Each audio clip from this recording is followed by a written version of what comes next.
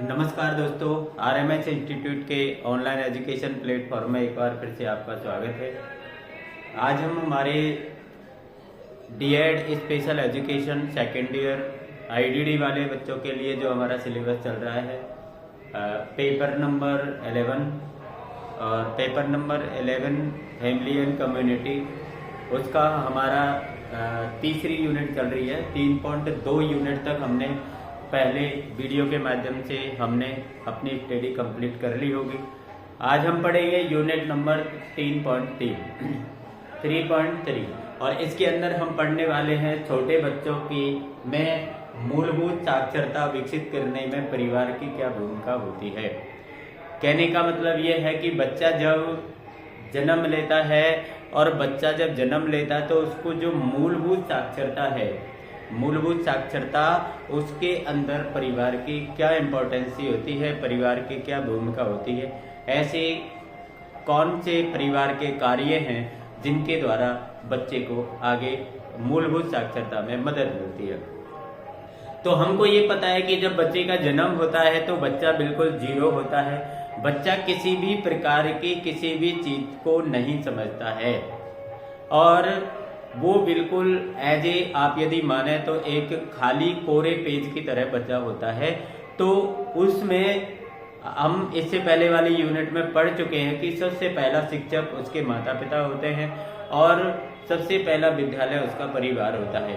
तो उसके जो माता पिता हैं, उसके माता पिता उस बच्चे के अंदर बोलना, पढ़ना, लिखना या चलना, दौड़ना, खाना, पीना, इन सारी चीज़ों को जो पढ़ाने का काम करते हैं, सारी चीज़ों को जो सिखाने का काम करते हैं, वो काम करते हैं उसके माता पिता। मतलब उसका परिवार इस कार्य को करता है, इस कार्य में उसकी मदद करता है। कैसे करता है? बच्चे को बोलना सिखाते हैं, बच्चे के साथ में बातें करते हैं, बच्चे को खुद बोलते हैं, बच्चे से बातें करते हैं, बच्चों को चल कर दिखाते हैं हम और बच्चे से चलवाते हैं। तो ऐसी सारी चीज़ों से बच्चा इनको सीखता है। तो हम कुछ चीज़ें इसमें कुछ पॉइंट जो हैं वो अपन इसमें पढ़ेंगे। तो सबसे पहले अपन पढ़ने वाले हैं सुनने को प्रोत्साहित करें। पहला पॉइंट हम इसमें लेंगे सुनने को प्रोत्साहित करें।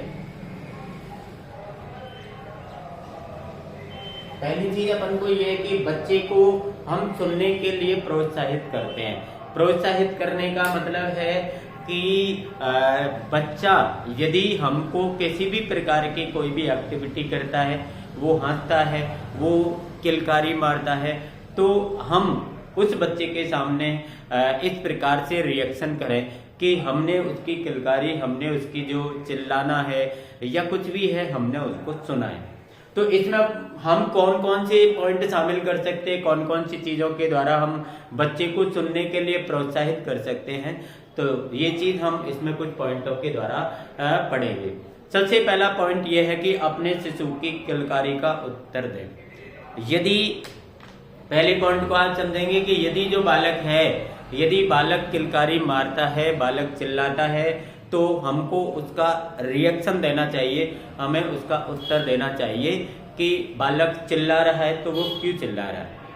आप उसका उत्तर दीजिए, आप उससे कुछ ना कुछ उसके रिएक्शन कीजिए, तो बालक सुनने को प्रोत्साहित होता है कि इन बातों को एक व्यक्ति से दूसरे व्यक्ति तक पहुंचाया जा सकता है। शिशुओं और छोटे बच्चों से बातें करें। जो छोटे बच्चे होते हैं, हमको पता है कि ये कुछ नहीं जानते हैं, कुछ पहचानते नहीं हैं, हम क्या बोल रहे हैं उसको भी वो नहीं जानते, लेकिन फिर भी हमें उन बच्चों के साथ में बातें करनी चाहिए। उन बच्चों से आप बात करिए, उन बच्चों के साथ बैठिए, ठीक है ना। छोटे हो बच्चे, शिशु हो, चाहे वो बातों को समझने लग जाए, लेकिन हमें बच्चों के साथ बातें करनी चाहिए, इससे वो सुनने को प्रोत्साहित होते हैं। तीसरा पॉइंट आ जाएगा इसमें बच्चे के परवरिश की चीजें, उनके नामकरण करके शब्दावली बढ़ाए। परवरिश की चीजें मतलब बच्चे के जो चीजें पर डे उसको कार्य में आ रही हैं, उसके यूज में आ रही हैं। जैसे माना कि यदि अपन देखें तो एक बच्चे के शारीरिक अंगों की बात करें कि भाई ये हाथ है, ये हमारी नाक है, ये हमारी आंख है, ये हमारा सर है, ये हमारा मुंह है, ये कान है, तो इन चीजों का हम बच्चे को क्या करें, उनको बार बार दोहरान करें, इस शब्दावली को उन बच्चों के साथ बताएं। जैसे कपड़े हैं, खाने की वस्तुएं हैं, भोजन है, जो भी चीजें हैं हमारे डेली यूज की और डेली हमारे वातावरण में है, डेली हमारे घर में है, तो उनको हम बच्चे को क्या करें, नामकरण करें, मतलब उसके सामने ज्यादा से ज्यादा बार बार उसका क्या करें, रिपीट करें। एक प्रतिदिन गीत गाएं और कविता सुनाएं। बच्चे को आपको पता है कि बच्चे को चाहे वो गीत और कविता के बारे में, लोरी के बारे में कुछ भी बच्चा नहीं जानता है, लेकिन जब भी आप बच्चे के सामने कोई भी गीत गुनगुनाते हैं, कोई भी कविता गाते हैं, है ना, कोई भी लोरी सुनाते हैं बच्चे को, तो वो उसको ध्यान से सुनता है, ध्यान से उसको सुनता है। उन जानवरों की आवाज निकालें जिन्हें आप किताबों में देखते हैं। जैसे बच्चे को आप किताब में कोई भी फोटो बताइए किसी जानवर का, जैसे आपने कुत्ते का फोटो बताया और कुत्ते की तरह आपने भौंक के बताया कि भाई कुत्ता ऐसे भौंकता है। आपने चिड़िया का फोटो बताया, चिड़िया के बारे में बता दिया आपने, और किसी जानवर के बारे में बताया, पक्षी के बारे में बताया, और उसकी फोटो के साथ साथ हमने उसकी आवाज भी निकाल के बताई। तो बच्चा सुनने के लिए प्रोत्साहित होता है। अपने बच्चे को सरल दिशा निर्देश दें। एक जब भी हम बच्चे को कोई भी बात बताएं, कोई भी निर्देश दें बच्चे को, तो हमारी जो भाषा है वो बिल्कुल सरल होनी चाहिए, भाषा शैली हमारी बिल्कुल आसान होनी चाहिए। संगीत सुने और उसकी धुन पर चले या ताली बजाएं। हमें संगीत जैसे माना कि हमारे घर में कोई स्पीकर वगैरह है तो उसमें आप संगीत चला सकते हैं, और संगीत के साथ साथ हम उसकी जो सुर और जो ताल है उसके साथ हम नृत्य करें बच्चे के सामने, और नृत्य करके ताली बजाएं। बच्चा भी आपके साथ ताली बजाने लगेगा और वो उसको सुनने का प्रयास करेगा। तो इस प्रकार हम सुनने के लिए बच्चे को प्रोत्साहित कर सकते हैं। एक कहानियां पढ़ें और दृष्टांतों के बारे में बात करें। आप कहानी पढ़ो और उस बच्चे को दृष्टांतों के बारे में बताओ, एग्जाम्पल बताओ कि भाई जैसे माना कि हमें किसी को अभ्यास के बारे में बताना है तो हम उसको बता सकते हैं, करत करत अभ्यास के जड़ मत हो सुजान, रसरी आवत जात के सिल पर पड़त निशान। तो ये दृष्टांत हो गया। दृष्टांत का मतलब है किसी चीज को समझाने के लिए आपने दूसरी चीज का सहारा लिया है। तो ये आपके किसको सुनने को प्रोत्साहित करते हैं। अब अपन पढ़ेंगे अगले, बोलने को प्रोत्साहित करें। बोलने को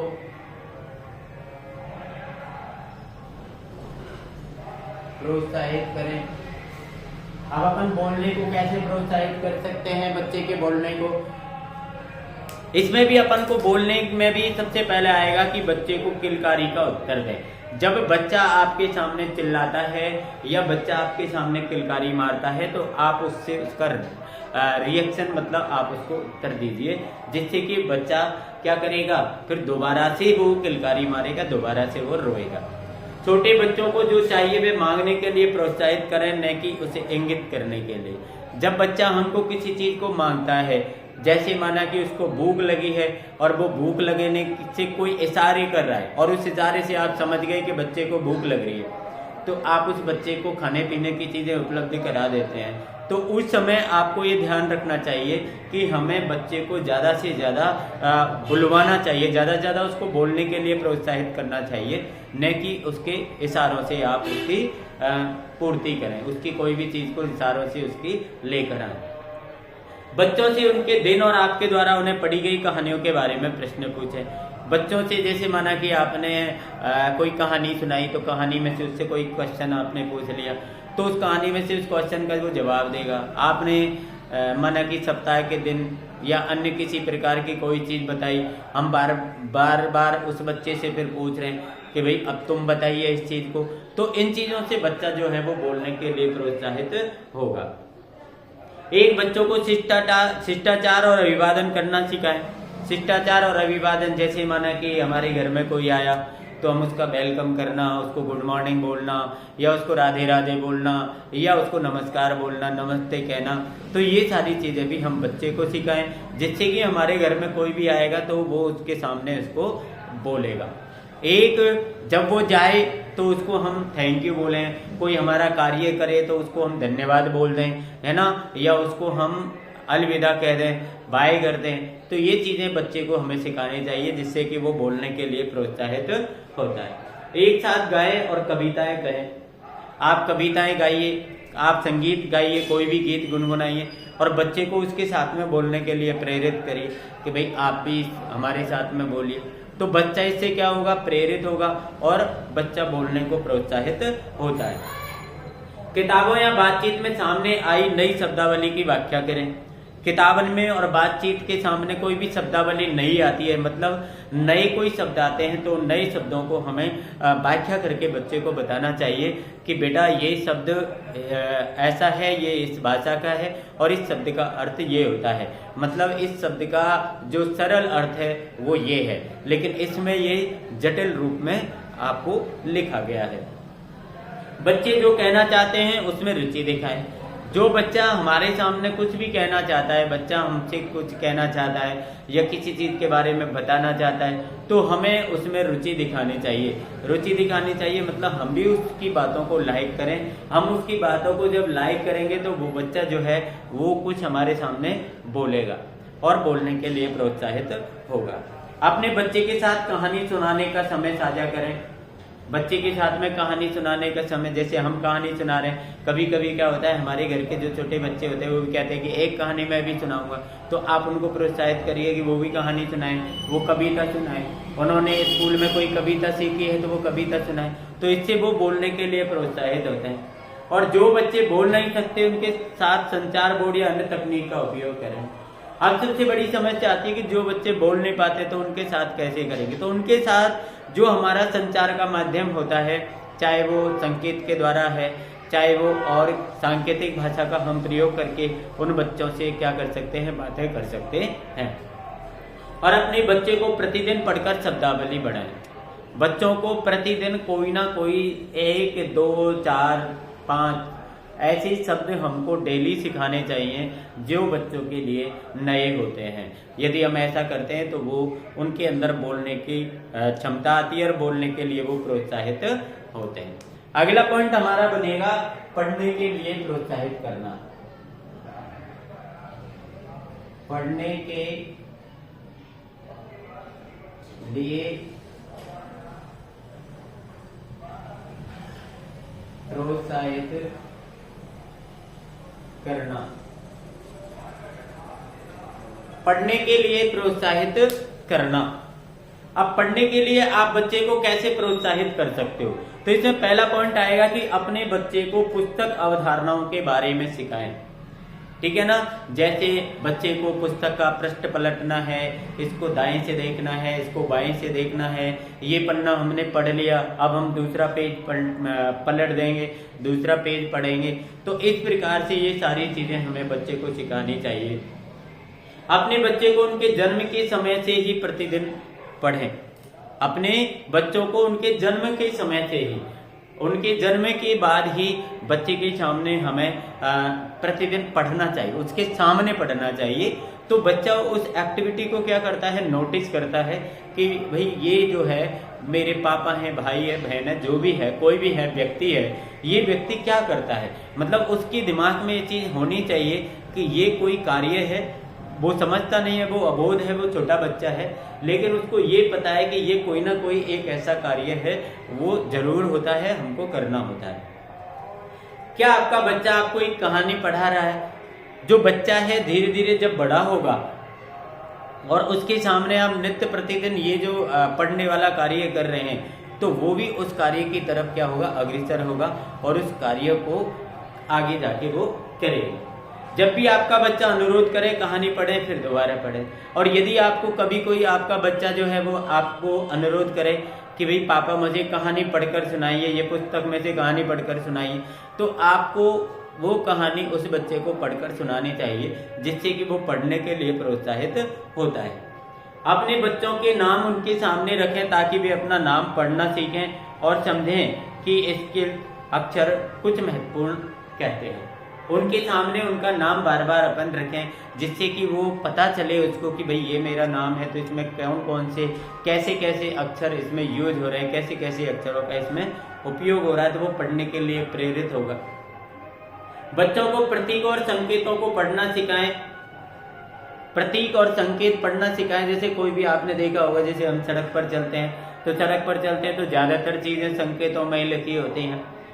आपको किधर जाना है, किधर नहीं जाना है, कहाँ गाड़ी पार्क करनी है, कहाँ पर गाड़ी पार्क नहीं करनी है, कितनी स्पीड में चलना है, कहाँ हॉर्न बजाना है, कहाँ नहीं बजाना है, कहाँ आपको गति कम रखनी है, कहाँ आपको गति ज़्यादा रखनी है, कहाँ पर रेलवे लाइन है, कहाँ पर पुल है, कहाँ पर नदी आएगी। ये सारी चीज़ें जो है संकेतों के द्वारा बताई जाती हैं। तो बच्चे को इन संकेतों को पढ़ना हमें सिखाना चाहिए। पूर्व अनुमानित पुस्तकें पढ़ें ताकि बच्चे इसमें शामिल हो सकें। हमको ऐसी पुस्तकें पढ़नी चाहिए जो पूर्व अनुमानित, पहले से ही उसका अनुमान हो कि भाई आज हम ये चीज़ पढ़ेंगे, और उसी के अनुरूप जो है वो पुस्तक पढ़ाई जानी चाहिए, जिससे कि बच्चा उसमें शामिल होता है, बच्चा उसमें रुचि लेता है। प्रिंट सामग्री पूरे घर में दिखाई दे, और जो भी हमारे घर में किताब है, पत्रिकाएं हैं, अखबार है, समाचार पत्र हैं, छोटी छोटी पुस्तक हैं, कोई चुटकुले की पुस्तक है, तो ये जो पढ़ने वाली जो चीज़ें हैं ये हमारे घर में सभी जगह उपलब्ध होनी चाहिए, सभी जगह बच्चे को दिखनी चाहिए, जिससे कि वो उनकी तरफ क्या हो, आकर्षित हो। बच्चों के लिए विभिन्न प्रकार की पुस्तकें सुलभ रखें। बच्चों के लिए, यदि बच्चे के अंदर जब पढ़ने के लिए बच्चा प्रोत्साहित होगा तो आपको पता है उसको पढ़ने के लिए कुछ चीज़ें चाहिएंगी, तो उसकी ऐसी पुस्तकें वगैरह जो हैं वो उसको ऐसी जगह पर रखी जाएं जहां से उसको आसानी से वो प्राप्त हो जाए। अपने बच्चे को अपने स्थानीय पुस्तकालय या किताबों की दुकान पर ढेर सारी किताबें दिखाएं। पुस्तकालय में ले जाएं बच्चे को, किताबों की दुकान पर ले जाएं बच्चे को, और वहाँ पर हमें ढेर सारी, मतलब काफ़ी सारी पुस्तकें वहाँ पर होती हैं, तो वो पुस्तकें हमको दिखानी चाहिए। सुनिश्चित करें कि आपके बच्चे आपको पढ़ते हुए देखें और महसूस करें कि पढ़ना महत्वपूर्ण और आनंददायक है। सुनिश्चित करें इस बात को कि आपके बच्चे आपको पढ़ते हुए देख रहे हैं और महसूस कर रहे हैं, है ना, कि पढ़ना महत्वपूर्ण होता है और आनंददायक होता है। मतलब बच्चा हमको पढ़ते हुए देखना चाहिए और उसको ये लगना चाहिए कि पढ़ना अच्छा होता है, पढ़ने में आनंद आता है, पढ़ना महत्वपूर्ण कार्य है। सकारात्मक दृष्टिकोण और कार्यों के माध्यम से पढ़ने के महत्व का समर्थन करें। हमको सकारात्मक दृष्टिकोण रखना चाहिए, पढ़ाई के प्रति पॉजिटिव सोच हमारी होनी चाहिए, और पॉजिटिव सोच हमारी जब रहेगी तो हमारा पढ़ने का जो कार्य है वो अच्छे प्रकार से होगा। दृष्टिबाधित बच्चों के साथ ब्रेल लिपि या बात करने वाली किताबों का उपयोग करें, और जिनको दिखाई नहीं देता है, ऐसे बच्चे जो देख नहीं सकते हैं, दृष्टिबाधित बच्चे हैं, तो उनको हमें ब्रेल लिपि वाली पुस्तकें उपलब्ध करवानी चाहिए, जिससे कि वो भी कुछ पढ़ सके। किताबों में चित्रण के बारे में बात करें, और किताबों में आपको पता है कि बहुत सारे चित्र बने होते हैं, तो चित्रों के बारे में भी हमें बच्चों से बात करनी चाहिए। अब बात आएगी लेखन को प्रोत्साहित करें। लेखन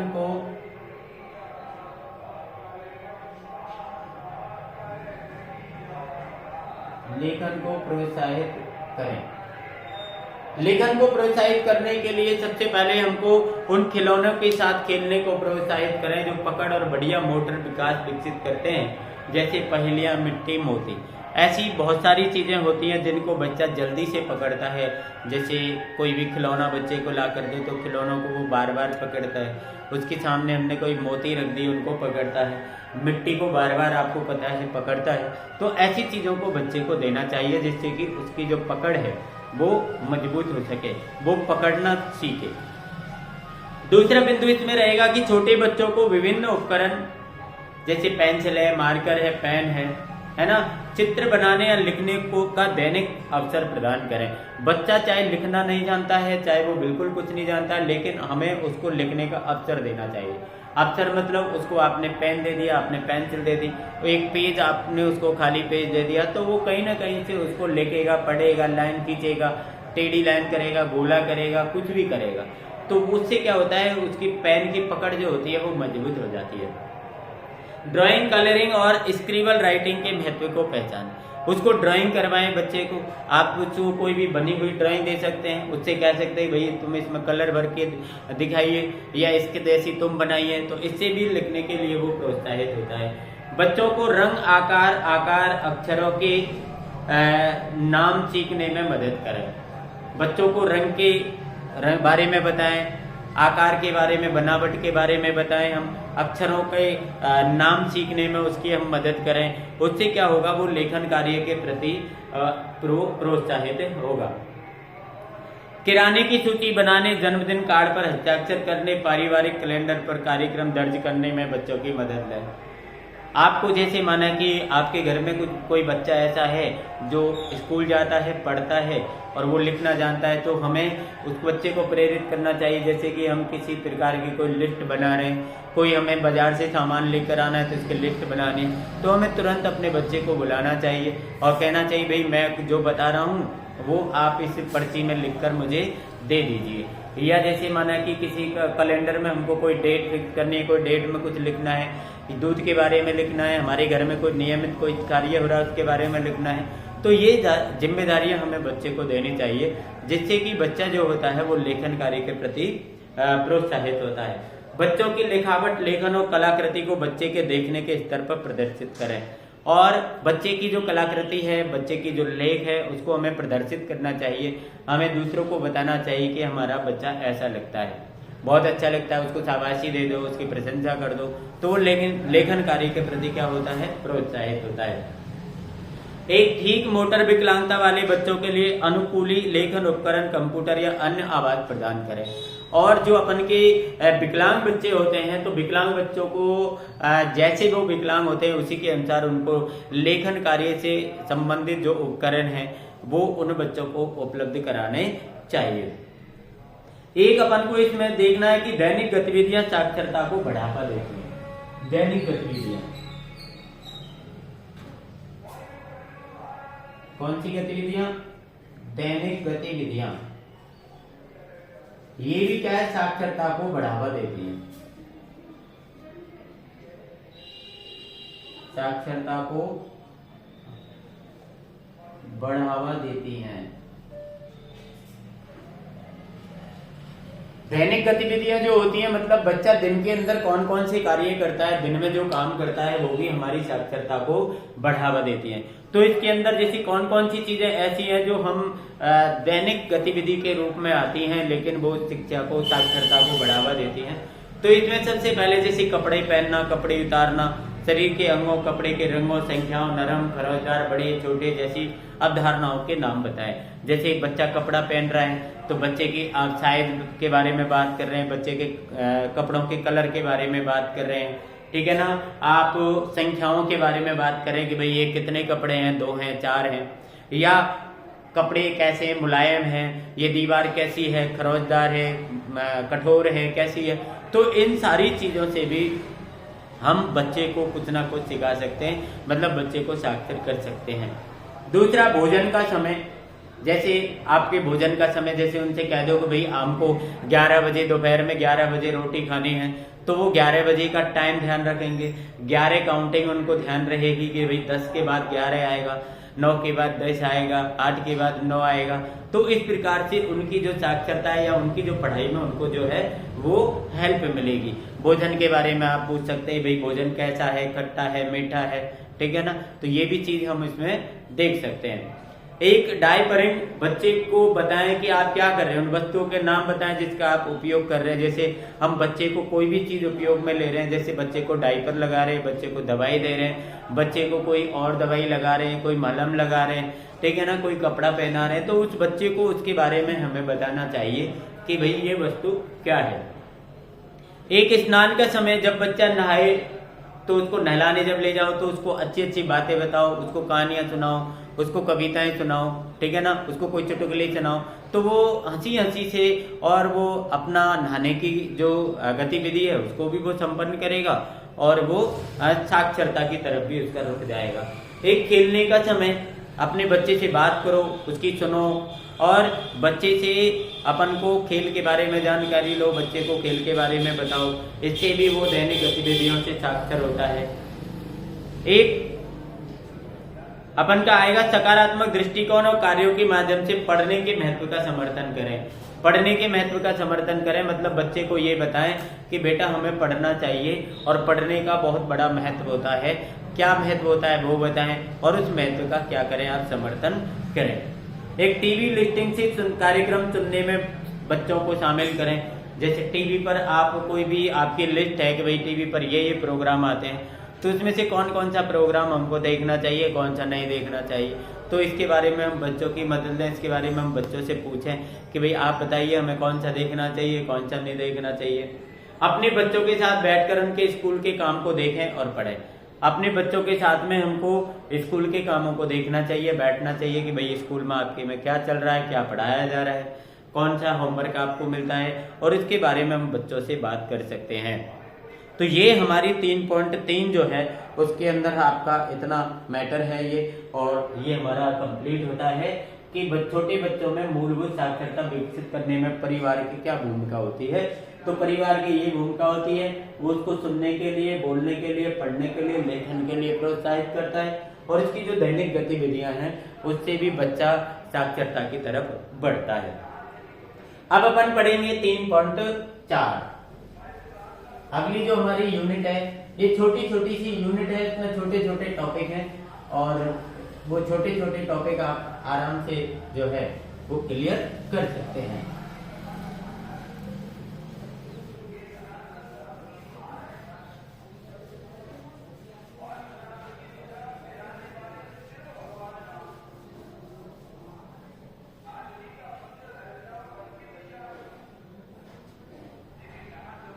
तीन 3.4 के अंदर 3.4 यूनिट जो है घर, स्कूल और स्कूल के बाद की गतिविधियों में सीखने में सहायता करना।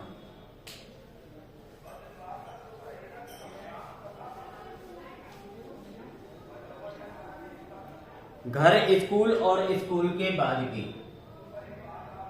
घर, स्कूल और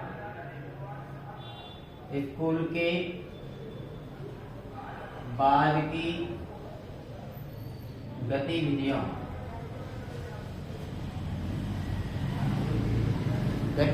में सीखने में सहायता करना।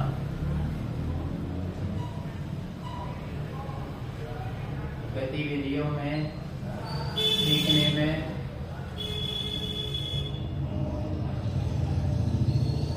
सहायता करना, ये हमको पढ़ना है। हमारे घर और स्कूल के बाद की गतिविधियों में हमारे घर में कौन सी एक्टिविटी बच्चा करता है, स्कूल में कौन सी एक्टिविटी होती है, और स्कूल के बाद कौन सी एक्टिविटी होती है, मतलब स्कूल के बाद की गतिविधि क्या है, इसको सीखने में सहायता करना। आपको पता है, हमने पिछले उसमें पढ़ लिया है कि माता पिता जो होते हैं वो बच्चे के पहले शिक्षक होते हैं, मतलब बच्चे को सिखाने का सबसे पहला दायित्व होता है हमारे माता पिता का। तो माता पिता उस स्थिति में हमारे जो है कि बच्चे को ऐसी कौन कौन सी चीजें हमारी जो है बच्चे को सिखाते हैं, तो इनको अपन क्या है थोड़ा सा पॉइंट टू पॉइंट पढ़ेंगे। तो पहला इसमें आ जाएगा जटिल आवश्यकता वाले अपने बच्चे की सहायता करना। जटिल आवश्यकता वाले अपने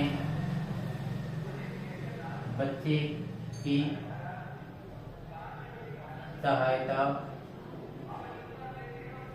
जटिल आवश्यकता वाले मतलब हमारे घर में ऐसा कोई डिसेबल बच्चा है कि उसको आवश्यकता है हमारी, लेकिन आवश्यकता भी कैसी है, जटिल आवश्यकता वाला है वो। तो ऐसे बच्चों में परिवर्तन के लिए हमको बहुत कठिनाई का सामना करना पड़ता है, और हर किसी से हमको उसके साथ में तालमेल बैठाना, उसकी दिनचर्या का पालन करना, उसकी भावनाओं को समझना, और उसकी जैसे वो चप्पल पहनता है, जूते पहनता है तो उसको जूते को बांधना, ठीक है ना, जीवन कौशल के ऐसे जो हैं वो अभ्यास हमें उसको कराना पड़ता है। जैसे खाने से संबंधित है, उसको खाना खिलाना है, उसको नहाना सिखाना है, ये सारे कार्य उस बच्चे को समझाने पड़ते हैं, सिखाने पड़ते हैं। मतलब वो बच्चा कैसा है, आपका जटिल आवश्यकता वाला है। जटिल आवश्यकता वाला बच्चा कहने का मतलब वो बच्चा कुछ भी नहीं जानता है, उस बच्चे की नॉलेज बहुत कम है, इसलिए उसको हम जटिल आवश्यकता वाला कहते हैं। उसको प्रत्येक चीज आपको सिखानी पड़ेगी, चाहे वो नहाना हो, चाहे वो खाना हो, चाहे भोजन हो, चाहे उसको जूते की लेस बांधना है, चाहे कुछ भी है, ये सारी चीजें हमें उस बच्चे को सिखानी पड़ती है। दूसरा, एक दिनचर्या बनाएं। एक दिनचर्या बनाएं। एक दिनचर्या बनाएं मतलब काफी बच्चे जो होते हैं वो अपने सभी कार्य जो है वो अनिश्चित समय पर करते हैं। अनिश्चित समय पर करने का मतलब होता है कि काफी बच्चे ऐसे होते हैं जो अपना, जैसे सोना है तो उनका सोने का कोई टाइम नहीं है, खाना है उसकी खाने का कोई टाइम नहीं है, उसके सोने का कोई टाइम नहीं, जगने का कोई टाइम नहीं, नहाने का कोई टाइम नहीं, पढ़ने का कोई टाइम नहीं, खेलने का कोई टाइम नहीं। तो ये सारे कार्यों को हमें माता पिता को ये चाहिए कि माता पिता बच्चे के इन सभी कार्यों का एक क्या करे, शेड्यूल बनाए, एक दिनचर्या बनाए कि बेटा तेरे को इतने बजे उठना है, इतने बजे जगना है, इसके बाद सबसे पहले तेरे को ये करना है, इसमें इतना वक्त लगेगा, ये कार्य हो जाएगा, इसके बाद ये कार्य करना है, इसमें आपको इतना वक्त में लगेगा। तो इन कार्यों को हमें माता पिता को करना चाहिए। सीखने के लिए जगह बनाए। सीखने के लिए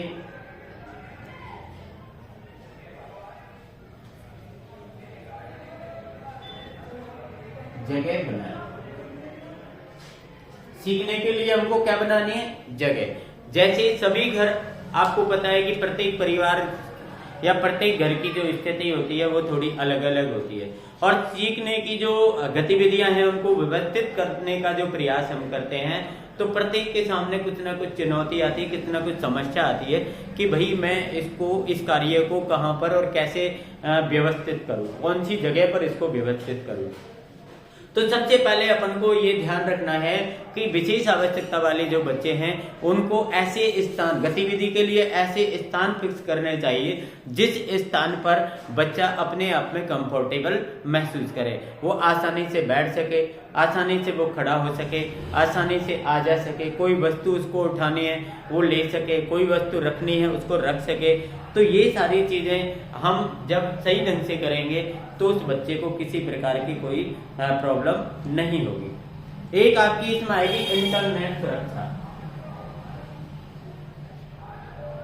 इंटरनेट सुरक्षा, आपको पता है जो विकलांग बच्चे होते हैं, जो इंटेलेक्चुअल डिसेबिलिटी वाले बच्चे होते हैं, मानसिक विमत बच्चे जो होते हैं, उनको इंटरनेट के बारे में कोई पता नहीं है, इंटरनेट की अधिक जानकारी नहीं है, इंटरनेट के बारे में ये भी पता नहीं कि इंटरनेट के द्वारा किसी के साथ में कोई फ्रॉड किया जा सकता है या कोई अन्य कार्य किया जा सकता है। तो हमें इंटरनेट का लाभ लेते समय उस बच्चे पर इतना निगरानी रखनी चाहिए, उसको ये समझाना चाहिए कि भाई ये कार्य आपको करना है, ये कार्य नहीं करना है, और इसको हमें चलाना है और इसको नहीं चलाना है।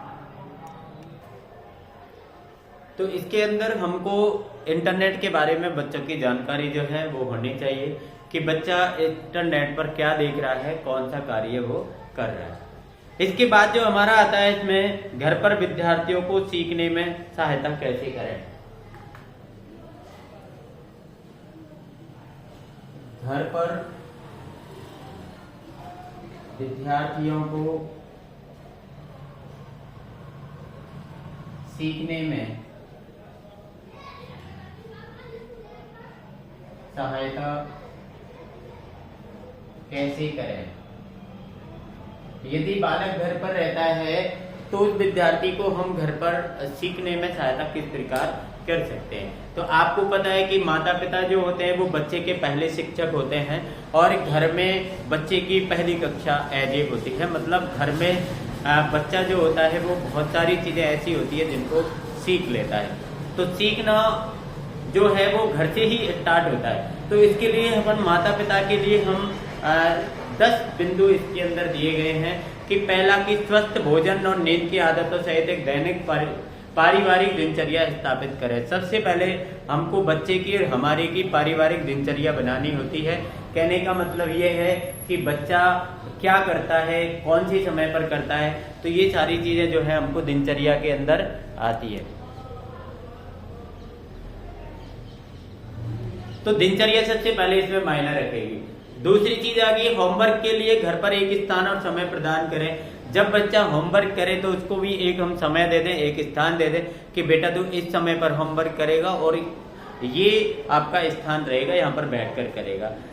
असाइनमेंट, होमवर्क और प्रोजेक्ट की जांच करें। जो होमवर्क बच्चा कर रहा है, कौन सी असाइनमेंट बना रहा है, कौन सा होमवर्क कर रहा है, क्या कर रहा है, बच्चे को बराबर हमें जांचना चाहिए। प्रतिदिन अपने बच्चे से उसकी गतिविधियों के बारे में बात करें। रोजाना उस बच्चे से पूछें, उसकी गतिविधियों के बारे में बात करें कि बच्चा क्या कर रहा है। अपने बच्चे को पढ़कर और स्वयं पढ़कर साक्षरता को बढ़ावा दें। अपने बच्चे को पढ़कर बताएं, स्वयं पढ़कर साक्षरता को बढ़ावा दें। हम भी उसके साथ पढ़ने बैठ जाएं तो साक्षरता भी बढ़ेगी इससे। टीवी देखने, गेमिंग, सोशल मीडिया, कंप्यूटर के समय को सीमित करें और निगरानी रखें। बच्चा टीवी देख रहा है, गेम खेल रहा है, बच्चा कंप्यूटर चला रहा है, तो कितने समय के लिए चला रहा है, तो इस समय को हमें सीमित कर देना चाहिए। अपने बच्चे की शिक्षा के लिए उच्च अपेक्षाएं और मानक व्यक्त करें। अपने बच्चे की शिक्षा के लिए उच्च अपेक्षाएं, यदि बच्चे को मतलब बच्चा पढ़ने के बाद में उसकी अपेक्षाएं क्या है, क्या करना चाहता है पढ़ के, और उसको मानक क्या है, मतलब बच्चे की जो पढ़ाई है उसका मानक क्या है, उसका परिणाम क्या है, बच्चा कितनी मात्रा में पढ़ पा रहा है, ऐसा कर पा रहा है कि नहीं, उसको व्यक्त किया जाए बच्चे के सामने। अभिभावक शिक्षक सम्मेलन, ओपन हाउस और बैक टू स्किल कार्यक्रमों में भाग लें।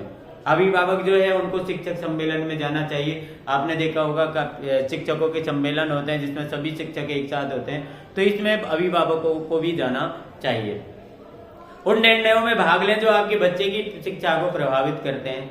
ऐसे निर्णयों में भी भाग लेना चाहिए जो हमारी बच्चे की शिक्षा से संबंधित होते हैं, वहां पर भी हमें भाग लेना चाहिए। पुस्तकालय, संग्रहालय, चिड़ियाघर या थिएटर का दौरा करके सामुदायिक संसाधनों का उपयोग करें और स्कूल के बाद के क्लबों, खेल, कला गतिविधियों में भागीदारी को प्रोत्साहित करें। इन सारे कार्यों को जब हम करते हैं तो बच्चा जो है हमारा बच्चे की जो इससे पढ़ाई के अंदर हेल्प होती है। तो ये चीज जो है वो आपके 3.4 यूनिट के अंतर्गत है। 3.5 में आपका एक छोटा सा टॉपिक है, समावेशी शिक्षा की सुविधा में परिवार की क्या भूमिका होती है। समावेशी शिक्षा में इसको हम इसी के अंदर ले लेते हैं, इसी वीडियो के अंदर, फिर आपको हम 3.4 और 5 की अलग से अपन वीडियो बनाएंगे।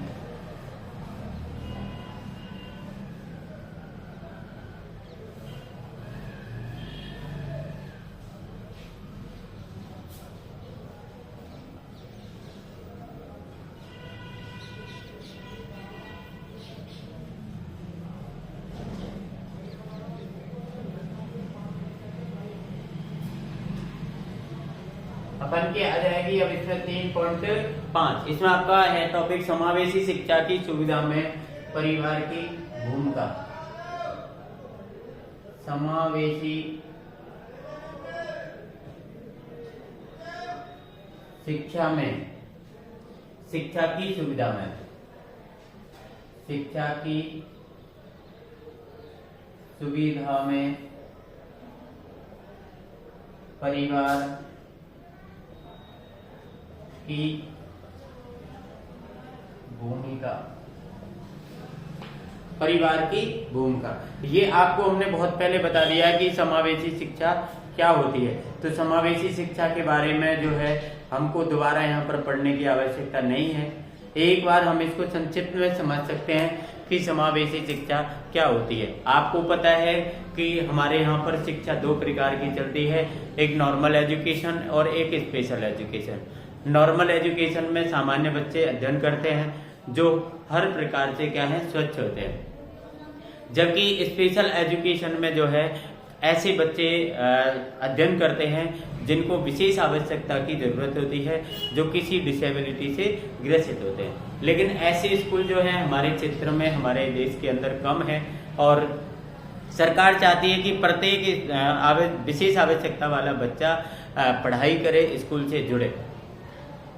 लेकिन स्कूल की अनुपलब्धता के कारण वो अध्ययन नहीं कर पाते, तो उनको नॉर्मल स्कूल के अंदर भी उनको प्रवेश की अनुमति दी गई है। और ऐसा विद्यालय जहां पर सामान्य बच्चों के साथ में स्पेशल बच्चों को भी पढ़ाया जाता है, तो वो बच्चे जो हैं हम उसको समावेशी शिक्षा के नाम से जानते हैं। लेकिन इस सुविधा में परिवार की क्या भूमिका होती है, इस सुविधा के अंदर परिवार की क्या भूमिका होती है? आपको पता है कि हमने पहले भी पढ़ा, बार बार हम इस बात को कह रहे हैं कि पहला शिक्षक बच्चे का होता है माता पिता।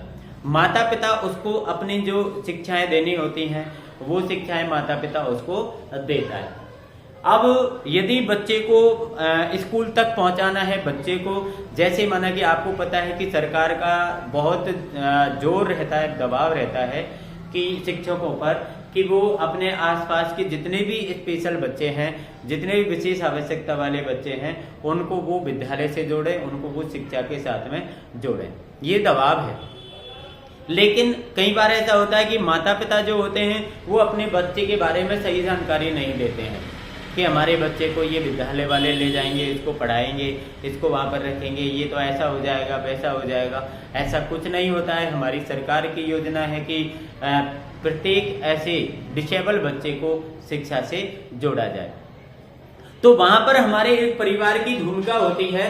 परिवार उसका समर्थन करे, उस विकलांग बच्चे को, उस दिव्यांग बच्चे को शिक्षा के प्रति प्रेरित करे और उसको विद्यालय तक पहुंचाने की जिम्मेदारी ले, उसके बारे में एक सटीक और एक अच्छी और सही जानकारी प्रदान करे, जिससे कि जो टीचर वहां पर उस बच्चे को पढ़ाने वाला है वो टीचर उसको अच्छी प्रकार से जो है वो पढ़ा सके। एक यहाँ पर एनेबलिंग एजुकेशन नेटवर्क की स्थापना अप्रैल 1997 में हुई, जो विशेष रूप से अफ्रीका और एशिया में समावेशी शिक्षा व्यवसायों की सूचना आवश्यकताओं के जवाब में की गई थी। एक EENET मतलब एनेबलिंग एजुकेशन नेटवर्क की स्थापना की गई थी 1997 में, जो विशेष रूप से हमारे अफ्रीका और एशिया महाद्वीप के अंदर थी, जिसमें समावेशी जो हमारे व्यवसायी थे उनकी सूचना एकत्रित करने का इसमें प्रावधान रखा गया था। इसमें वो औपचारिक शिक्षा से कहीं अधिक ये व्यापक थी। इनका ऐसा मानना था कि औपचारिक जो शिक्षा होती है वो औपचारिक स्कूली शिक्षा से कहीं अधिक व्यापक होती है, अधिक अच्छी होती है। तो ये समावेशी शिक्षा के अंदर भैया माता पिता की और परिवार की बहुत बड़ी भूमिका होती है।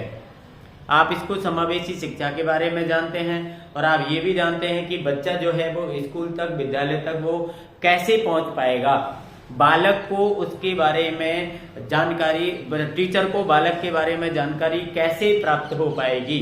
तो ये जिम्मेदारी जो है वो किसकी होती है? परिवार की होती है। परिवार अपने बच्चे के बारे में संपूर्ण जानकारी देता है।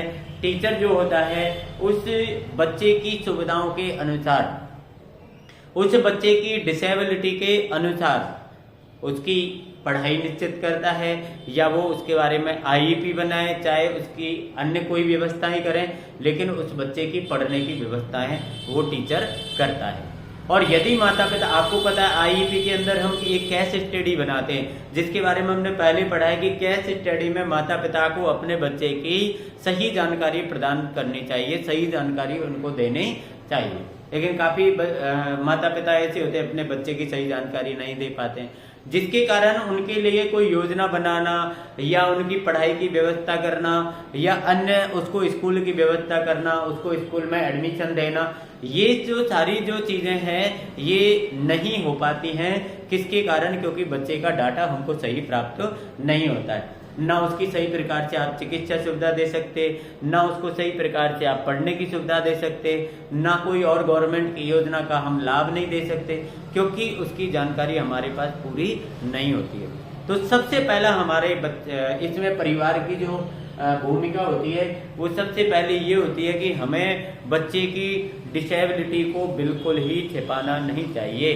बच्चे की जो भी प्रॉब्लम्स हैं, कब से हैं, क्यों हैं, कैसे हैं, बच्चे की कौन कौन सी कठिनाइयों का सामना करना पड़ रहा है, इसकी उम्र कितनी है, तो ये सारी चीज़ें जो हैं एक एजुकेटर को हमारे माता पिता के द्वारा, हमारे परिवार के द्वारा, उस बच्चे के परिवार के द्वारा सबको बता देनी चाहिए। आपको पता है इससे हमको ये हेल्प मिलेगी कि बच्चे के लिए हम कोई एक अच्छी योजना तैयार कर सकते हैं। गवर्नमेंट से उसके लिए कोई हम राहत दिला सकते हैं, उसकी पढ़ाई की जिम्मेदारी ले सकते हैं, उसकी पढ़ाई के लिए किसी भी प्रकार की हम वस्तुओं को अनुपलब्धता हो तो उनको उपलब्ध करवा सकते हैं। तो भैया ये समावेशी शिक्षा के अंदर जो है हमको बच्चे को, परिवार की जो है यही भूमिका होती है कि वो उस बच्चे को समावेशी शिक्षा से जोड़ दे। ये हमारी तीसरी यूनिट जो है यहीं पर समाप्त हो जाती है, तीसरी यूनिट में, और इसके अलावा कुछ भी नहीं है। अब अपन जो चौथी यूनिट में विकलांगता पुनर्वास के लिए समुदाय, इसको अपन पढ़ेंगे आगे। हमारा और 2 यूनिट हमारी इसके अंदर रही है, 2 यूनिट की हम और 2, 3, 4 वीडियो जो भी बनेंगी वो हम आपको समय, जैसे ही हमारे पास समय उपलब्ध होता है हम आपको बनाते रहेंगे और आपको भेजते रहेंगे। आप भी धीरे धीरे अपनी पढ़ाई करते चलिए। आपकी जो डीएड की एग्जामिनेशन है वो 20 जून के बाद होंगे, 20 और 30 जून के बीच में आपके एग्जामिनेशन होंगे, और 1 जून से 15 जून के मध्य में आपके जो है वो प्रैक्टिकल्स होंगे। तो जब तक आप मई तक लगभग अपना सिलेबस वगैरह जो है वो कंप्लीट कर लें, जिससे कि आपको आगे कोई प्रकार की प्रॉब्लम ना आए। आप पढ़ाई करते रहें और जैसे जैसे हमारे पास उपलब्ध होगा मैटर आपको पहुंचाते रहेंगे। लाइक करो, कमेंट करो और हमारे चैनल को शेयर कर दो, सब्सक्राइब कर लो नए हैं तो। Thank you very much for your support and your belief. धन्यवाद।